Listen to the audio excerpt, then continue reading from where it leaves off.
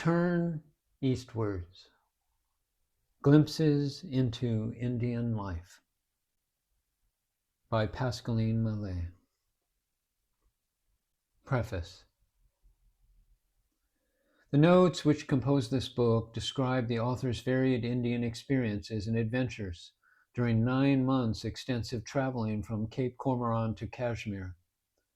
The journey was entirely unexpected and was undertaken without previous forethought or preparation.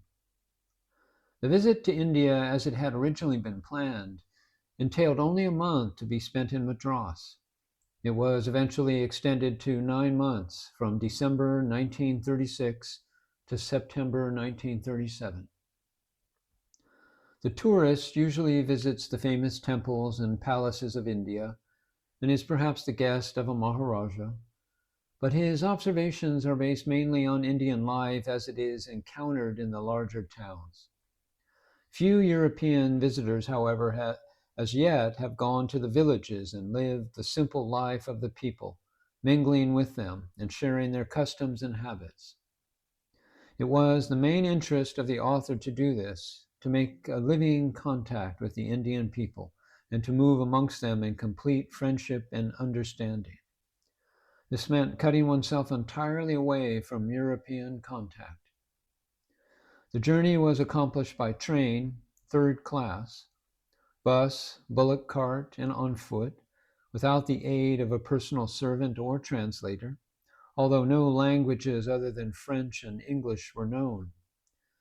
The various problems which beset the great continent of India have barely been touched upon, and no attempt has been made to give to them more than a passing reference, as one was confronted with them during the course of traveling.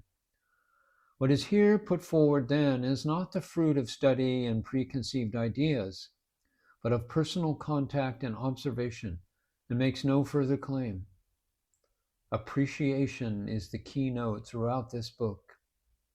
May it bear humble testimony to the greatness and beauty of the land of the gods. Pascaline Mallet, September 1937. Turn eastwards. Few Europeans traveling in India have foregone Western tradition in order to mingle with and live intimately among its peoples. Miss Mallet has done exactly this, even to the extent of adopting their costume and manners and making intimate acquaintances with peasants, saints, Brahmins, and yogis from Cape Comorin to Kashmir, for the purpose of learning their views on politics and religion. Among the temples and places famed for their spiritual and holy atmosphere which the author visited was Arunachala, the hill of the holy beacon, where the Maharshi, who has been made famous by Paul Brunton's writings, has his ashram, and of whom she gives a delightfully intimate picture. Her remarkable sensitivity to atmosphere and quick sympathy with those whom she meets enabled her to see from the inside much more of India as it is today than do the majority of travelers. A book that brings the real India before the reader. The Vande Mataram, translated by Sri Aurobindo. I bow to thee, Mother, richly watered, richly fruited, cool with the winds of the south, dark with the crops of the harvests, the Mother. Her strands rejoicing in the glory of the moonlight, her lands clothed beautifully with her trees in flowering bloom, sweet of laughter, sweet of speech, the Mother. Giver of boons, giver of bliss.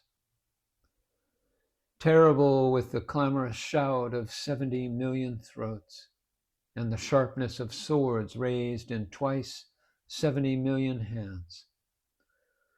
Who saith to thee, Mother, that thou art weak?